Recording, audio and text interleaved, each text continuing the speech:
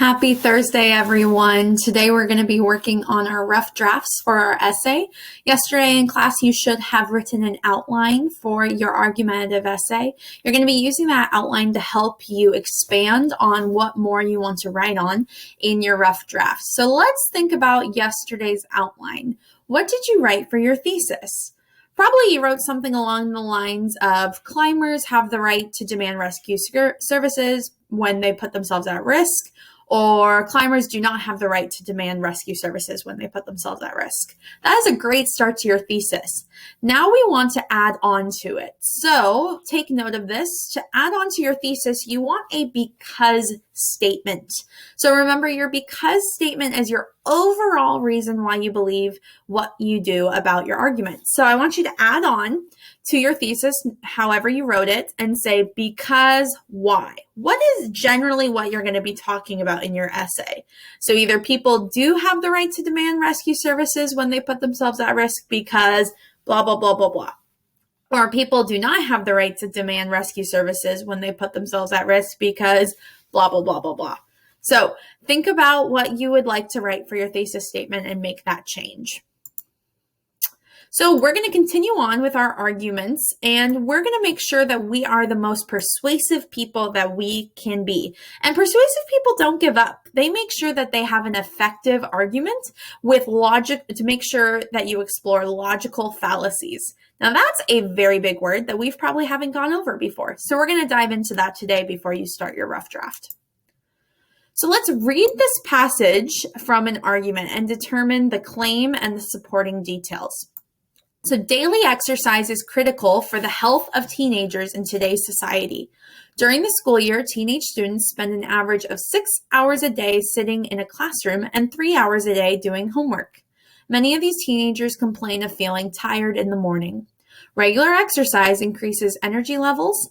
Studies indicate that teenagers who exercise at least 20 minutes a day earn higher grades. And exercise also means teenagers are spending less time in front of their electronic devices.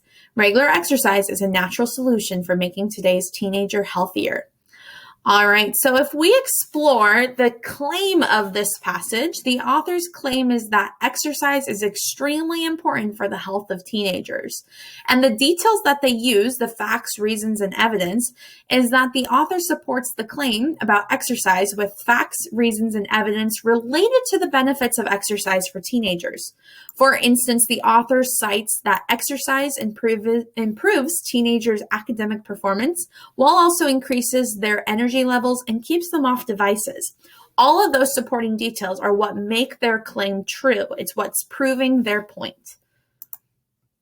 So if we look at an argument, remember, a statement of opinion is not an argument. The argument is the whole package. It's stating your opinion and idea plus the support of that idea through facts, reasons, and evidence. The stronger the support, the stronger your argument will be. Without the support, your argument will crumble as you write your essay. So let's talk about logical fallacies. This is when our logic or our thoughts and feelings fail. All right, so we can have a false either or argument. So one way that you can make an error or a logical fallacy is by having a false either or argument. Sometimes writers try to claim that there are only two sides to an issue or only two possible solutions when there are actually more. They do this because they feel the solution they favor is more attractive than the two they present. They hope the readers will overlook the other possibilities. So we want to make sure that we think through, okay, why is our opinion the most logical solution? How are we acknowledging the other sides, addressing the other sides in our counter arguments, and saying we're still right at the end of the day? Another logical fallacy is a false cause and effect statement.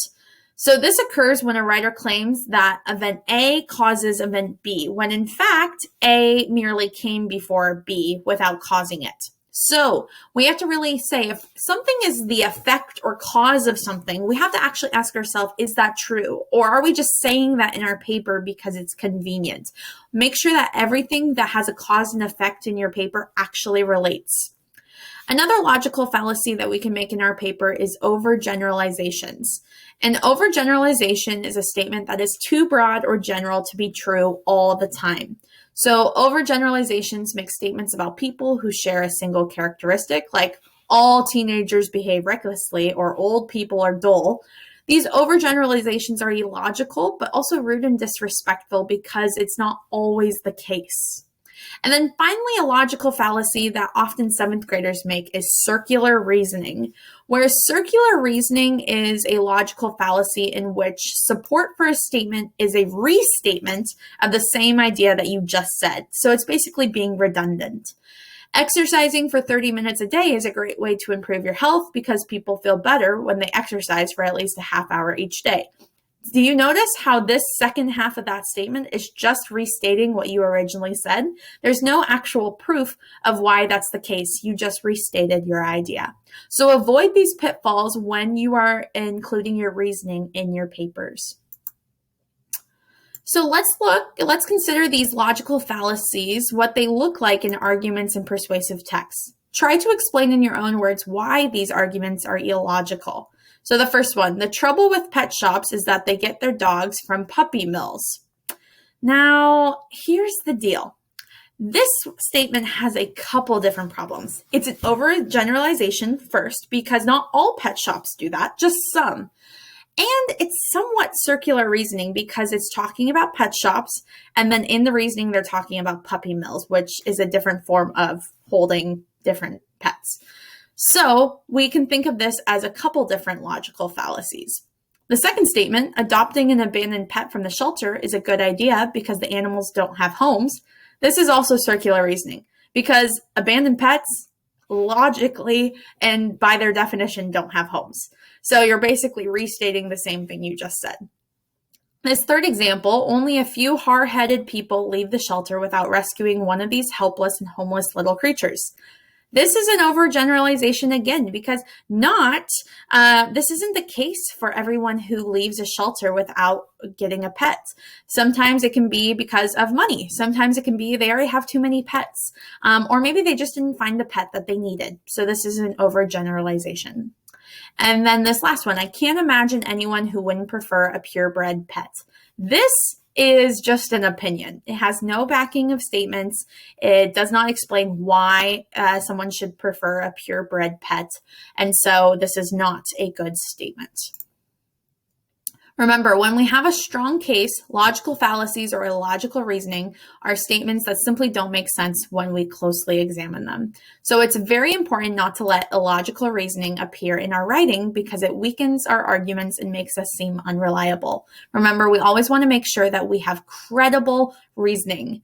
And before we move on to the next slide, I want you to stop for a moment and I want you to tell me, what color jacket am I wearing? And if you're not sure, it's kind of a red or a maroon, or you can even say a dark pink.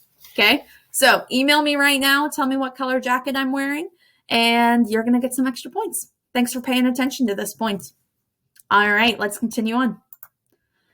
So let's look at different types of evidence. We have evidence that's crucial to our paper. And sometimes reading can look like a conversation. We have to listen to what is being stated directly, and we also need to read between the lines to understand what the speaker is saying indirectly. So knowing what the text says directly and indirectly is definitely important for understanding what we read.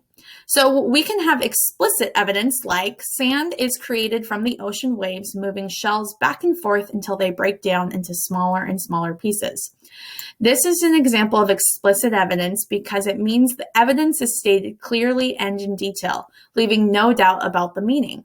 Therefore, the way sand is created is explicitly stated in the text. An inference for this is that an inferential piece of evidence can be that the ocean waves create sand from shells. An inference is a guess or conclusion based on evidence and clues. So clues in this text include the ocean waves create sand and from shells. An inference can be made that the movement of the shells by the ocean waves break down the shells in the sand. And then we have supporting details like many creatures that live in and near the sea have protective shells that become their home. When they die, the shell becomes part of the ocean system, and the shells are tossed to and fro, often against the seashore. Shells are exposed to the movement, wind, and other weather elements that change the shape of the shell. Supporting details of an inference about how sand is made include shells are tossed to and fro, often against the seashore, and shells are exposed to this movement, wind, and other weather elements that change the shape of the shell. The text does not explicitly say that the shells end up breaking down into the sand, but you can use these details to support this conclusion. Now, let's think about how our statements can be important or non-important. So if we look at this example, let me get out of this. We need to determine what is an important statement and what is not. So what is something that we can include in our papers and what is something that we probably would want to leave out?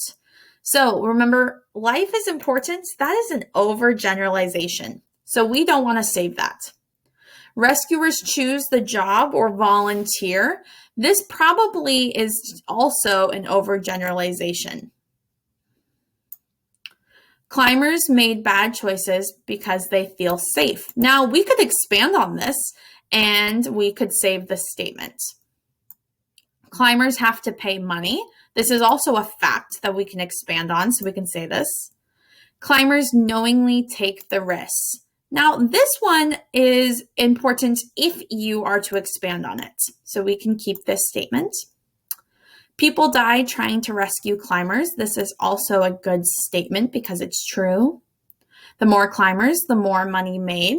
Yes, this is also something we saw from our text.